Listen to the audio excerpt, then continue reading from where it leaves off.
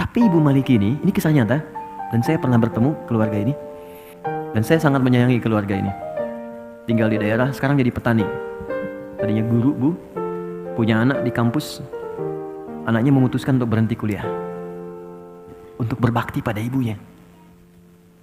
Ibunya kena diabetes, dan sudah berpengaruh pada organ, jadi mata udah nggak bisa melihat jelas, telinga sudah tidak bisa mendengar dengan baik.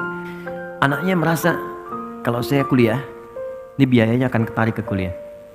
Maka anaknya memutuskan berhenti untuk berkhidmat kepada ibunya, dan agar fokus biaya untuk pengobatan ibunya. Dan ia berpikir, ini ibu sudah melahirkan saya, mengandung saya, maka ini saatnya saya berbakti kepada orang tua. Ini keluarga sangat soleh. Dan Masya Allah, ibu ini tidak pernah mendengar kajian sampai ke telinga beliau, kecuali pasti ingin minta diantar oleh suaminya datang. Ini ahli majelis taklim. Walaupun dalam keadaan sulit akan minta digendong. Pak tolong antarkan, Pak tolong antarkan. Antar pakai motor dan sebagainya. Tapi apa yang terjadi? Senin saya ditelepon, saya masih ingat dulu saya pulang dari Tripoli, ditelepon sore-sore. Tiba-tiba sembuh teman-teman. Dia Masya Allah, dan dalam sembuhnya beliau datang ke kamarnya, ini kisah nyata. Dia beliau dibuka lemarinya, cari pakaian paling bagus, dipakai oleh beliau, dandan gitu. Udah gitu masuk ke ruangan tengah, dipanggil anak-anaknya dengan suaminya. Pas sini, nak sini, datang gitu kan. Masih kaget, gak bisa tanya, kok bisa seketika gitu, sehat, sembuh, datang. Terus minta bikinkan susu katanya, dibuatkan susu, dibikinkan duduk semua, tengah, duduk. Kemudian minta pada anaknya untuk dibacakan Al-Quran.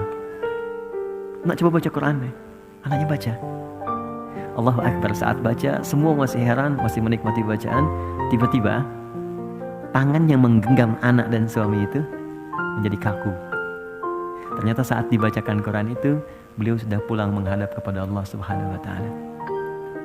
Wafat dengan dibuatkan minuman air susu oleh anak yang pernah disusuinya.